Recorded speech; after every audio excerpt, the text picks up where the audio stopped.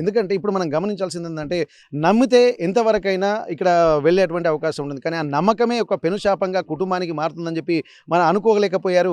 ప్రస్తుతానికైతే ప్రియా వెంకట్ అనేటువంటి నైబర్స్ వాళ్ళను నమ్మి ఉన్న జీవితం అంతా ధారపోసినట్టుగా మనం గమనించాలి. ఎందుకంటే పైసా పైసా కూడబెట్టినటువంటి సొమ్మును కూడా బంగారు ఆభరణాలను కూడా తీసుకున్నారనేటువంటి ఆరోపణలు అయితే చేస్తున్న నేపథ్యంలో మరి ఇంకా ఏం జరిగిందో తెలుసుకునేటువంటి ప్రయత్నం చేద్దాం. అన్న ఇప్పుడు ఏదైనా సరే ఎంతో కొంత మనము ఒక పాలుల్లో అయినా సరే దగ్గర బంధువులైనా సరే ఇక్కడ 1000-2000 ఇచ్చినా అడుక్కునేటువంటి పరిస్థితులు ఈ కాలంలో కనిపిస్తున్నాయి. మరి 10 లక్షల రూపాయలు ఇచ్చి మరి అంత నమ్మాల్సినటువంటి అవసరం ఏమొచ్చింది వారి దగ్గర?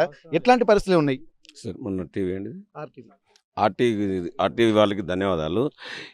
వాళ్ళు మారుమూల గ్రామం నుంచి బతుకుతున్నారు ఇక్కడ వేలు వాళ్ళు చేసుకుంటుంటే ఇప్పుడున్న పరిస్థితులలో గవర్నమెంట్ రేషన్ బియ్యం సన్న బియ్యం ఇస్తుట్లా సన్న బియ్యం బిజినెస్ నచ్చలేదు కాబట్టి ఇంకో నెక్స్ట్ ఏదో బిజినెస్ చేసుకోవాలని దాని మీద ఆల్టర్నేటివ్ చేసుకోవాలని దాని మీద పోయిండు. పోయినప్పుడు ఒక 4 years నుంచి వీళ్ళెంబడి వాళ్ళు స్నేహిత భాగంగా నీళ్ళు వెంకట్రావు నీళ్ళు ప్రియ అనేటోళ్ళు అనుబంధంగా వాళ్ళు తిరుక్కుంటా వాళ్ళు ఉన్నారు. వండుకుంటూ వీళ్ళ లోతుపాతులు తెలుసుకొని వీళ్ళకి ఫైనాన్స్గా మంచిగా చేసుకోవాలని చెప్పి ఈ రెడ్ మిక్స్ దాంట్లో బిజినెస్లు పెట్టించిన కానించి 15 తులాల బంగారం బ్యాంకులో పెట్టి వీళ్ళు 10 లక్షలు వాళ్ళకి ఇచ్చిన తర్వాత ఇచ్చిన కానుండి వీళ్ళకి ఇచ్చిన నాడే వీళ్ళు అవపడ్డారు. ఇక తెల్లాటి నుంచి వీళ్ళకుండా వాళ్ళకు సంబంధాలు కట్ చేసుకున్నారు.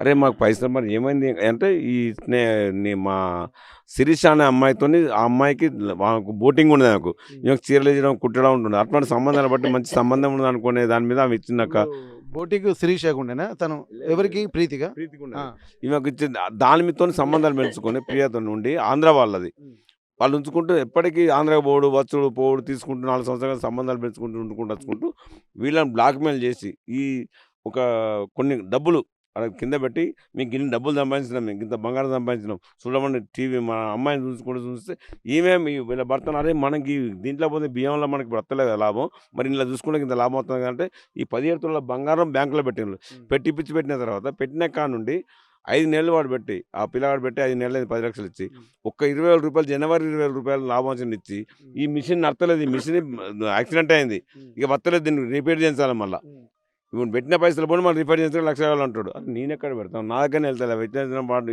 ఈయనంటే మనం పెట్టాలి ఇది చేయాలి ఇది చెప్తాను వాడని ఇట్లా బ్లాక్ మెయిల్ తీసుకుని వచ్చిన తర్వాత మా పైసల సంగతి అని గట్టిగా ఆడే వరకు ఈ ప్రియా అంటే ఆమె ఇంకో 2 తీసుకుని వచ్చింది ఎస్సీలను ఇంటికి తీసుకుని వచ్చి వీళ్ళ ఇంటి మీద దౌర్జన్యం చేయించింది. పొద్దుగా మొన్న వచ్చి మీరు ఏం చేయాలి మీరు ఏమనుకుంటాను మమ్మల్ని ఆడుతాను పైసలు ఆడుతాను మీ కథ ఏంది కార్ఖాన ఏంది మీరు ఉంటారా మీరు తలుచుకుంటే ఇది చేస్తారా అది చేస్తారా మా మొగని నువ్వు ట్యాప్ చేసి మాట్లాడుతాను ఈ సంగతి అని అమ్మాయిని అడుగుతానే మా పిల్లగాడు ఈ రవి అంటే ఈయన అరే మిమ్మల్ని మీరు ట్యాప్ చేయడం మమ్మల్ని ఎత్తా అనుకుంటానంటే లేదు మిమ్మల్ని మమ్మల్ని ట్యాప్ చేస్తాను మీ పైసలు మీకు ఇచ్చిన మీ భార్యకి ఇచ్చిన భర్త ఇచ్చిన అని ఇట్లా అంటే ఎక్స్ట్రా మాట్లాడింది అన్నట్టు శిరీషను ఈ ప్రియా అనేటువంటి ఆమె ఇప్పుడు మా భర్తను ఎమోషనల్ బ్లాక్మెయిల్ చేస్తున్నాం అని చెప్పి రివర్స్ కొట్టింది. రివర్స్ కొట్టడంతో మా బాబు ఎమోషనల్ ఫీల్ అయ్యిండు. అరే నేను పైసలు 17 తులాల బంగారాన్ని పెట్టి నీకు 10 లక్షలు ఇచ్చిన మళ్ళీ మమ్మల్ని ఊటా కొడతాను ఎక్కడ ఇది న్యాయం ఏం కథ అనుకొని అమ్మాయిని అని అరే మనం పైసలు వస్తున్నాం మనకు ఆమె చేపట్టి పెట్టింది కదా మన పైసలు నువ్వు చేపట్టి నేను పెట్టిన ఇతర సంగతి అని వీళ్ళిద్దరు ఎమోషనల్ ఫీల్ అవ్వకుంటూ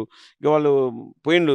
ఎవరిని చెప్పుకోవాలి మేము ఎవరిని చెప్పుకుంటారు లేదు చెప్పాలంటే కూడా రేపు 4 సంవత్సరాలు మేము ఫ్రెండ్షిప్ చేసినాం మళ్ళీ ఏమనుకుంటారు అనుకొని తీసుకొని వాళ్ళు ఎమోషనల్ ఫీల్ అయ్యి మనం ఉంటే ఇద్దరం ఉండాలి లేకుంటే ఇద్దరం చావాలి. వీళ్ళు చేయబట్టే కేవలం ప్రియా వెంకట్ చేయబట్టే మేము బతు కూడా సచ్చున్నాం దాని మీద వాళ్ళు పోయి డిసిషన్ తీసుకున్నారు.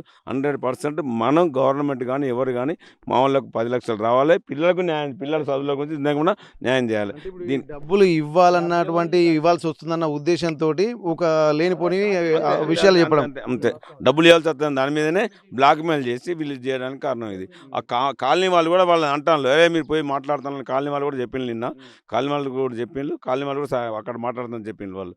కానీ కాలనీ వాళ్ళతో మేము ఇంకా మాట్లాడలేదు, మీరు రేపు వెళ్ళి మళ్ళీ పోయి మాట్లాడతాం మాకున్న ఇప్పుడు 3 రోజులకు చచ్చిపోయింది కదా తీసుకురావడానికి ఇవ్వదు చేయాలని దాని మీద మేము వచ్చేసినాం. ఇప్పుడు మరి ఇదంతా జరిగింది. ఇప్పుడు వీళ్ళు ఏంటంటే ఇద్దరు బలవన్ మరణానికి పాల్పడ్డ తర్వాత మరి అక్కడ వాళ్ళను ప్రశ్నించినటువంటి వాళ్ళు కానీ ఏం లేరా, వాళ్ళు అక్కడే ఉన్నారా? ఎందుకంటే ఇప్పుడు ఆంధ్ర నుంచి వెళ్ళి వాళ్ళు ఇక్కడికి వచ్చారని చెప్పి అంటున్నారు. ఇక్కడికి వచ్చిన తర్వాత ఆ కాలనీ వాళ్ళు అన్నట్టుగా వాళ్ళు ఫీల్ అయిపోయినట్టుగా అనిపిస్తుంది. మనం తెలంగాణ ఆంధ్ర ఓడిపోవడానికి ఆంధ్ర వాళ్ళు బ్లాక్ మెయిల్ చేసిన మొదటి వాళ్ళు బ్లాక్ మెయిల్ చేసే మా వాళ్ళని చేసింది. ఫస్ట్ ఆంధ్ర విడిపోవడానికి కారణం కూడా అంతే కదా మన తెలంగాణ మనకు ఉండాలి మనం చూసుకున్నాం. కానీ వీళ్ళు ఆత్మ అంటే మొదటి వాళ్ళు వీళ్ళు చేసే వీళ్ళని చచ్చిపోయేదానికి కారణం వాళ్ళే. అంటే ఇప్పుడు ఇప్పుడు ఎవరైతే ప్రియా ఉందో ఇప్పుడు శిరీషను కూడా అంత ఫ్రెండ్లీగా తిరిగి ఆంధ్రాకి కూడా తీసుకుపోయేదా? తీసుకుపోయేది. ఆ! అందరు తీసుకుపోయేది, తిప్పేది, బీచ్‌లో తీసుకుపోయేది, ఇది చేసేది, భార్యాభర్తలను తిప్పేది, ఇది చేసుకొని అమ్మాయిని కూడా బ్లాక్‌మెయిల్ చేసి అట్లా అది చేసి పడేసింది. దాని గురించే మా బామ్మర్ది రవి అంటే ఆయన కావడానికి కారణం ఆయన ముందు ఎమోషనల్‌గా మాట్లాడే ఫీల్ అయితే సరిపోయిండు. అంటే ఇప్పుడు వీళ్ళదేందంటే ఇప్పుడు వీళ్ళకి ఆశలు చూపించి అంటే మేము మాలాగా మీరు బతకాలంటే ఇక్కడ డబ్బులు ఆడ చూయించి. వాళ్ళు మంచి పైసలా, మన పైసలా మనకు తెలీదు. ఇట్లా ఇట్లా ఇట్లా కట్టలు ఆడబెట్టి, బంగారం ఆడబెట్టి, మేము ఓన్లీ రెడ్ మిక్స్ మీద గిన్ని సంపాదించినాం. సంపాదించుకున్నోడు చూస్తారా ఎవడన్నా? ఇంకోళ్ళని బ్లాక్‌మెయిల్ చేయడానికే చూస్తుండే వాళ్ళు. అంతేనే కదా! ఇలా డబ్బున్నోడు చూస్తాడా? కానీ వాళ్ళు ఉంచిండ్రు. ఆమె లేడీ వాళ్ళ భర్తను చూపి బ్లాక్‌మెయిల్ చేసి భర్త ఇన్ని పైసలు మేము సంపాదించినాం. ఈ రెడ్ మిక్స్ మీరు కొనండి ఇట్లుంటది. అంటే ఖరాబైన రెడ్ మిక్స్ వీళ్ళకి గొప్పజెప్పి వీళ్ళకి తెలవదు కదా! రెడ్ మిక్స్ పోయి లోతుపాతులు తెలవదు కదా వీళ్ళకు. ఏమనంటే తెల్లారి ఖరాబ్ అయిందంటాడు వాడు. యాక్సిడెంట్ అయిందంటాడు. దాని గురించి వీళ్ళ దగ్గర ఉన్న పైసలు గుంజి వీళ్ళని బ్లాక్‌మెయిల్ చేసి ఆగం చేసిండ్రు. కుటుంబాన్ని ఆగం చేసిండ్రు. ఒకటి ఎందుకంటే వీళ్ళ మంచితనాన్ని ఆసరా తీసుకుంది బోటిక్ చేస్తున్నా అని చెప్పి ఇవి ఎవరైతే ఉందో ఆమె అంతే. ఇప్పుడు మరి బోటికే చేస్తుందా? ఇప్పుడు ఆమె ఇంత విలాసాలకు పడుతుందంటే ఇంకేమన్నా వేరే పని చేస్తుందా ఆమె? అంత లోతుకు మేము పోలేదు. మాకు ఇంకా తెలవలేదు. అక్కడ కాలనీ వాళ్ళు మాకు చెప్తారు. ఎందుకంటే మేము లేనివి చెప్పొద్దు కదా! ఉన్నదంటే మేము చెప్తాను. ఆడ బోటికి చేసి అమ్మాయిని బ్లాక్‌మెయిల్ చేసి ఆ ఏరియాలో ఉన్నది కాబట్టి ఈ పైసల్లో చూయించి అవి దొంగ పైసలా, మంచి పైసలా మనకు తెలవదు. చూయించింది. చూయించే వరకు ఆడోళ్ళకి ఎన్ని ఎమోషన్ ఉంటుందో మేము కూడా ఇది కొంటే ఉంటది కావచ్చు అని ఎమోషన్‌లో పోయి వాళ్ళ మీద డిపెండ్ అయిపోయిన వాళ్ళు. డిపెండ్ అయిపోయి భర్తను బాగా ఇది చేసి ఇట్లా పెట్టడానికి అయింది. భర్త కూడా అరే మాకు ఇట్లా అయితాందా అనే దాని మీద తట్టుకోలేక ఇద్దరు అది అయిపోయిన వాళ్ళు. మేము పెట్టి మేము బలైతాన్నాం. రేపొద్దున మార్కెట్‌లో తిరుగుతారా? డబ్బులు ఇవ్వాలన్నటువంటి ఇవ్వాల్సి వస్తుందన్న ఉద్దేశంతోటి ఒక లేనిపోని విషయాలు చెప్పడం. అంతే. డబ్బులు ఇవ్వాల్సి వస్తదని దాని మీదనే బ్లాక్‌మెయిల్ చేసి వీళ్ళు చేయడానికి కారణం ఇది. ఆ కాలనీ వాళ్ళు కూడా వాళ్ళని అంటాన్లు. "ఏయ్! మీరు పోయి మాట్లాడుతానని" కాలనీ వాళ్ళు కూడా చెప్పిండ్రు నిన్న. కాలనీ వాళ్ళు కూడా చెప్పిండ్రు. కాలనీ వాళ్ళు కూడా అక్కడ మాట్లాడుతానని చెప్పిండ్రు వాళ్ళు. కానీ కాలనీ వాళ్ళతో మేము ఇంకా మాట్లాడలేదు. మేము రేపటెళ్ళి మళ్ళీ పోయి మాట్లాడతాం. మాకున్న ఇప్పుడు 3 రోజులకు చచ్చిపోయిండు కదా! తీసుకురావడానికి ఇబ్బంది చేయాలని దాని మీద మేము వచ్చేసినాం. ఇప్పుడు మరి ఇదంతా జరిగింది. ఇప్పుడు వీళ్ళేందంటే ఇద్దరు బలవన్మరణానికి పాల్పడ్డ తర్వాత మరి అక్కడ వాళ్ళను ప్రశ్నించినటువంటి వాళ్ళు గాని ఏం లేరా? వాళ్ళు అక్కడే ఉన్నారా? ఎందుకంటే ఇప్పుడు ఆంధ్ర నుంచెళ్ళి వాళ్ళు ఇక్కడికొచ్చారని చెప్పి అంటున్నారు. ఇక్కడికొచ్చిన తర్వాత ఆ కాలనీ వాళ్ళదన్నట్టుగా వాళ్ళు ఫీల్ అయిపోయినట్టుగా అనిపిస్తుంది. మనం తెలంగాణ, ఆంధ్ర ఓడిపోవడానికి ఆంధ్ర వాళ్ళు బ్లాక్‌మెయిల్ చేసిన మొదటోళ్ళు. బ్లాక్‌మెయిల్ చేసే మా వాళ్ళని చేసిండ్రు ఫస్ట్. ఆంధ్ర విడిపోవడానికి కారణం కూడా అంతే కదా మనం. మన తెలంగాణ మనకుండాలి, మనం చూసుకున్నాం. కానీ వీళ్ళు ఆత్మహత్య అంటే మొదటోళ్ళు వీళ్ళు.